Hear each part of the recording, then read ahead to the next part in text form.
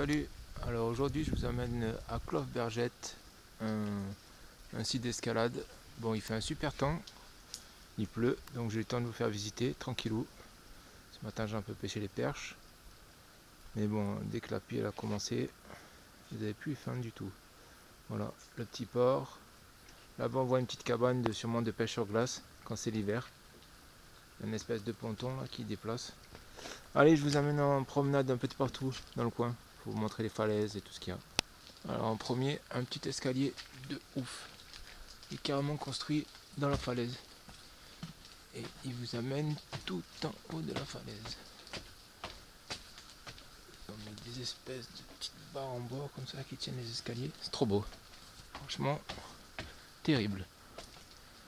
Tu montes tranquillou au milieu des blocs. À pattes. Et bien sûr, tu surplombes le lac. À la petite cabane que je vous dis là qui sert à pêcher sur glace, sûrement en hiver. Et voilà, le petit lac. Alors, au milieu de ces escaliers de fou,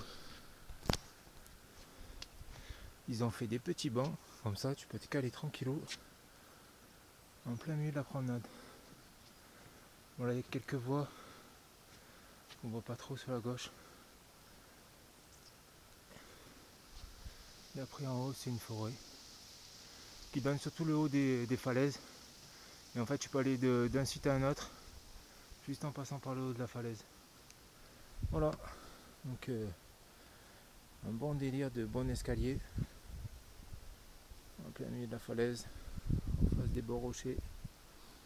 L'eau elle est bouillante, donc il y a moyen de se baigner aussi. Alors me voici de nouveau au niveau du lac en bas. Donc je vais vous montrer la suite du site. Bon, comme partout, ils ont fait des petits endroits, des petits coins barbecue pour squatter en hiver quand ils font de l'escalade ou quoi. Voilà, là il commence à y avoir quelques voies. On commence à avoir des voies par là, par exemple. Mais bon, c'est tout hyper chaud. À moins que si tu regardes un peu le plan, tu vois des 5 ou des 6. Mais bon, déjà, je pense que 6A c'est déjà bien pas mal pour escalader par ici. Moyen de se faire des petites trades, par exemple traverser là tout le long de l'arête. Mais bon, là c'est plus randonnée. Quelques montées, on voit un peu. Mais bon, après, il faut voir le topo. Voilà, bon, je vous fais visiter vite fait un peu de tout. Là en fait, il y a deux étages. Il y a un étage en bas où c'est des cailloux un peu chaotiques.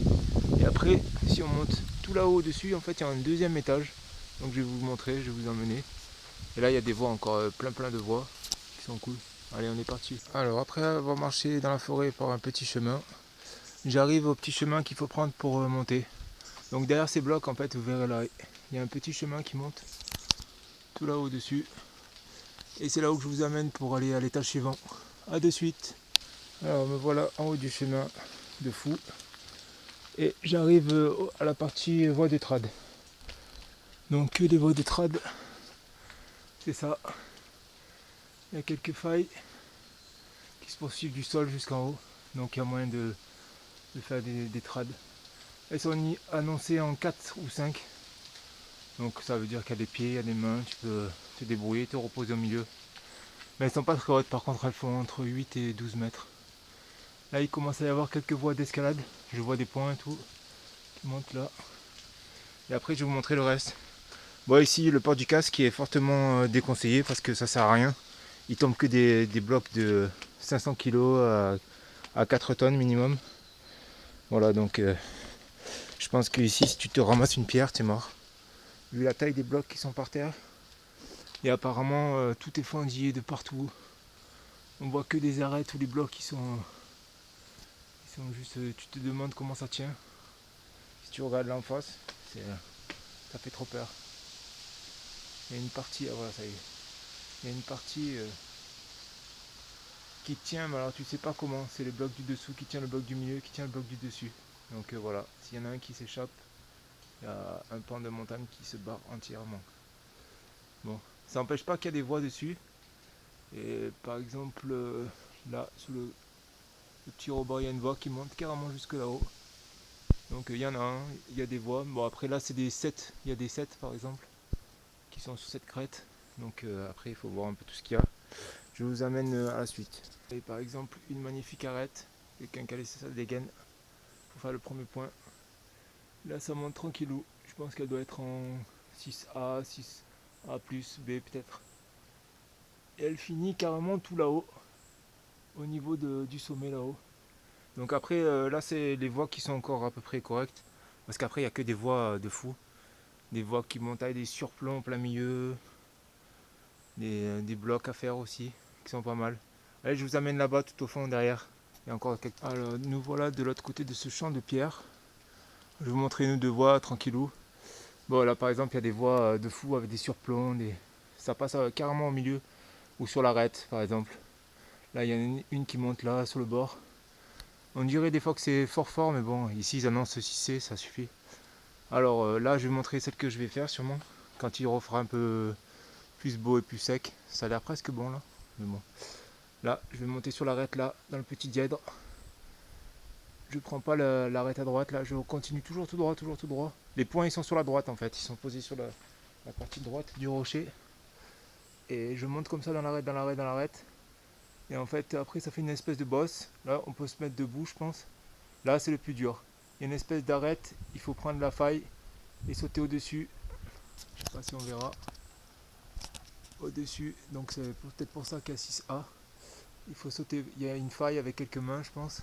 Et après, il faut finir. Il est carrément au sommet, le relais. Donc, il faut sortir la voie entièrement. Au début, on dirait une voie de trad avec une faille. Mais bon, finalement, il y a des points partout. Donc, je pense que c'est faisable. Ah non, c'est 6A. Il doit y avoir moyen de faire quelque chose. Ou alors il y a des petites trades aussi, je vois. Sur le côté, il y a moyen de passer par le côté là, monter par là. Ou alors carrément attraper les gros blocs. Attendez, je me déplace. Si je glisse pas. Là, carrément attraper la grosse faille du bloc. Ou alors même passer à côté. Là, il y a une petite montée sur une dalle. Et qui finit là-haut. Par contre, après, je sais pas où on fait le relais parce que je vois rien du tout pour redescendre. Il y a un petit arbre derrière, mais bon. Voilà.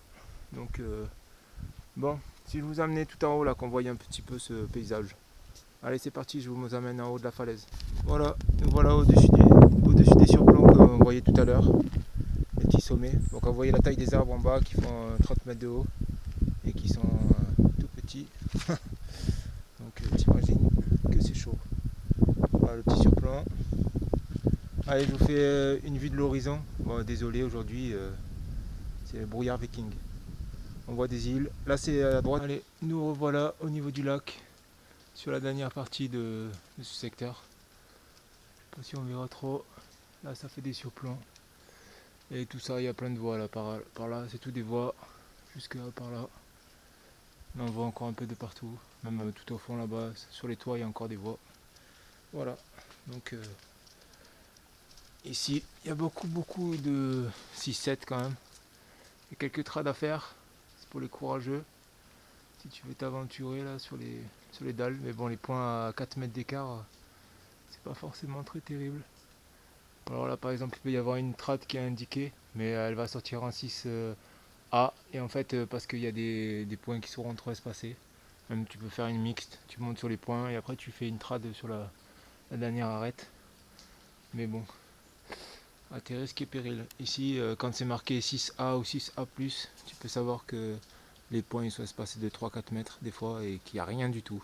Donc accroche-toi pour y aller. Et des fois les derniers que tu es en dessous des 3-4 mètres ils sont pourris. Donc il faut déjà bien assurer dans le 6. Voilà, sur la dernière partie, on verra à peine, c'est un peu dans la forêt. Il y a quelques voies de trad. C'était plutôt pour vous montrer les sommets et les falaises se jettent dans le lac. C'est trop beau. Là, on peut trouver des voies de trad, hein, sans souci. Mais il faut descendre du sommet, essayer de trouver des chemins. Là, il n'y a rien indiqué. C'est pas fait. Après, il y a une falaise derrière. Là, il y a une falaise qui est faite pour escalader, qui est partiellement équipée avec pas mal de trad. Là, il y a au moins une trentaine de trad et une quarantaine de voies. Mais celle-là, là, entre les deux, il n'y a rien du tout. Donc, faut inventer les voies. Voilà. Donc, jolies petites falaises qui se jettent dans l'eau. Et c'est l'heure des petits bateaux. Si vous voulez voir l'eau, elle est un peu verdâtre. Entre l'eau de mer et l'eau douce, ça fait un drôle de mélange algueux. Alors, aujourd'hui, le grand soleil est revenu. Donc je me suis mis sur le côté des voies de trad. J'ai attaqué par une petite 4-5 par là. Donc tu montes dans la faille là, qui est très belle. Elle est même un peu trop belle parce que difficile de placer des coinceurs. Donc j'avais quelques gros excentriques. Là, après au milieu, c'est pareil. Là, c'est la pire partie. J'avais un gros excentrique que j'ai foutu en plein milieu. Et puis j'ai fini par monter. Donc du coup, je me fais la voie d'une douzaine de mètres en 5 points. Après dessous là en fait il y a un espèce de toit avec une arête, donc il faut prendre les mains, traverser, et là en fait il y a un point de la voie d'à côté qui est une plaquette, du coup j'ai pris la plaquette quand même, et après tu sors en haut et le relais il est sur le toit là, sur l'espèce de bosse, donc tu traverses avec les mains, les pieds sur le plat, tu trouves 2-3 petites légères arêtes pour mettre les pieds, tu montes, là c'est le plus difficile. Alors, comme il fait beau aujourd'hui, c'est reparti pour la deuxième voie. Alors, celle-là, elle fait à peine un petit 5C. Et elle finit tout là-haut, juste en haut de la bosse. Bon, c'est des voies qui font une dizaine de mètres, c'est pas super. La voie de gauche, elle fait un 6A et celle de droite, c'est un 6C. On va commencer par la tranquille. Tu montes à l'arête là, comme pour la trad que je viens de faire, tu montes sur l'arête. Après, tu sors là sur le rocher et tu montes tout droit directement au relais. C'est bon, c'est fin, mais bon, on devrait s'en sortir.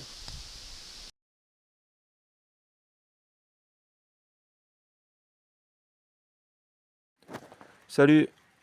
Alors, aujourd'hui, c'est une journée pluvieuse depuis ce matin. Et je suis au pied des voies quand même pour essayer de trouver une voie. Et j'avais repéré une petite voie depuis ce matin qui était cool.